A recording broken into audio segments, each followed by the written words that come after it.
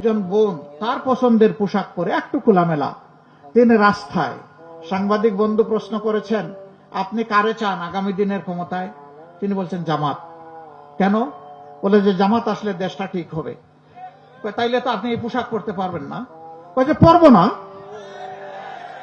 কয় আপনাকে তো শালীন পোশাক পরতে হবে। পরবো।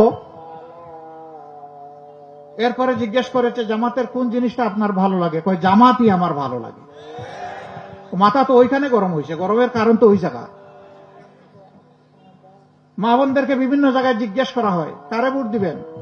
হয়তো সে তার পছন্দ মতো বললো যে আমি দাড়িপাল্লায় ভোট দিব। কেন দিবেন? কয় যে এখানে আমার ইজ্জত নিরাপদ থাকবে। তো আপনি মাথা গরম করে কি করবেন? আপনিও মাকে সেই ইজ্জত দেন, তাহলে তারা আপনাকেই ভালোবাসবে, সমর্থন করবে। আপনি বেইজ্জত করবেন আর জোর করে আমার মায়ের সমর্থন নেবেন। আপনি কি আমার মায়ের জাতিকে বোকা ভাবছেন নাকি? আমি কোন ভাষায় নিন্দা জানাবো আই ডোন্ট নো। আমি আমার মাদেরকে কিভাবে সম্মান করি আমার মায়েরা তার সাক্ষী। বাংলাদেশের 9 কোটি মা সাক্ষী। আমার টুইটার, যেটাকে এখন এক্স বলা হয়, এই অ্যাকাউন্ট হ্যাক করে এখন থেকে ধরেন 15 ঘন্টা আগে অত্যন্ত বাজে, অরুচিকর, কুরুচিপূর্ণ মাদেরকে নিয়ে একটা বক্তব্য দিয়ে দিছে আমারটা হ্যাক করে। একটা দল দেখলাম যে হই হই রই রই করে মিছিল শুরু করে দিচ্ছে। যারা মাদেরকে সম্মান করতে জানে না তারা এখন মিছিল শুরু করে দিল। মানে এই কাজ কে করেছে? ঠাকুর ঘরে কে রে? আমি কলা খাই না। মুখ লুকে লুকে বলছে আমি কিন্তু কলা খাই না। ওই কলা অর্ধেক খাওয়া অবস্থায় বলতেছে। সাবধান করে দিচ্ছে, এ কাজ করবেন না। এইটা আবার আপনি মায়ের জাতিকে অপমান করলেন।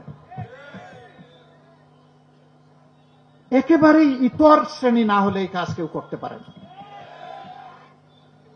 আরে ভাই, আমার বক্তব্য, আমার কর্মসূচি, আমার পরিকল্পনাকে তুমি তোমার বক্তব্য, আদর্শ, কর্মসূচি, পরিকল্পনা দিয়ে মোকাবেলা করো। এই চুরাই পথে, নোংরা পথে কেন? আলহামদুলিল্লাহ এখন আমার অ্যাডমিনের কন্ট্রোলে আবার এটা ফিরে এসেছে 7 ঘন্টা পরে ওই ঘটনা ঘটার।